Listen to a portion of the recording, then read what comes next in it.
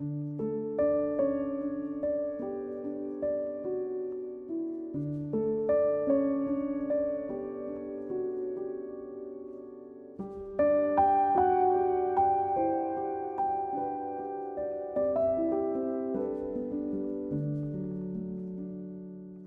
27 giugno al 19 settembre la Biblioteca Teresiana ospita la prima personale mantovana di Giorgio Milani dal titolo Babele.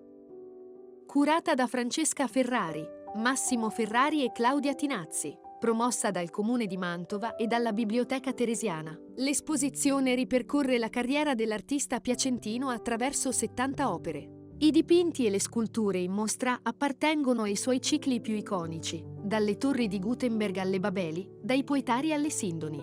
Quella di Giorgio Milani è una ricerca che si colloca in una dimensione di confine tra scultura, grafica e riflessione concettuale, e che si configura come una indagine costante sul potere comunicativo delle forme e dei simboli.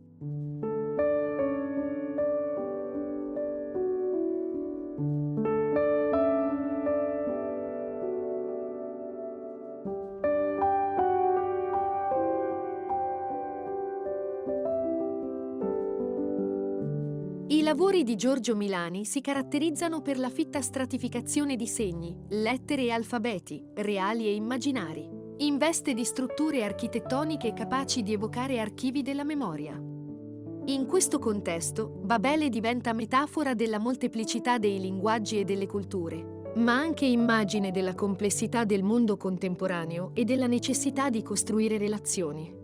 Le opere dell'artista piacentino diventano uno strumento di riflessione critica sulla società, sui meccanismi della conoscenza e sulla possibilità di condividere il sapere, di cui la biblioteca rappresenta il simbolo più alto e profondo. Assume così un particolare significato il fatto che l'esposizione sia ospitata all'interno della Teresiana, fondata nel 1780, custode di un patrimonio librario di eccezionale valore.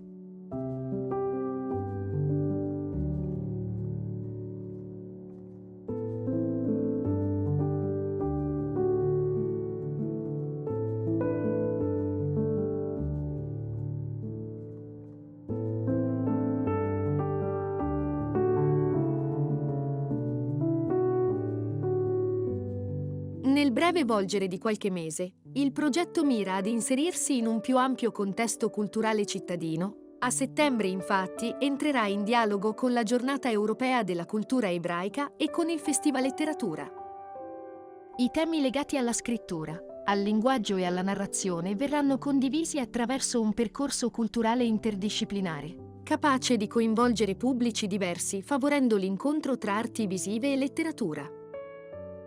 Un catalogo edito da Lettera 22 includerà contributi inediti dei curatori, un saggio del critico d'arte Alberto Fitz ed una selezione ragionata dei principali saggi dedicati all'opera di Giorgio Milani.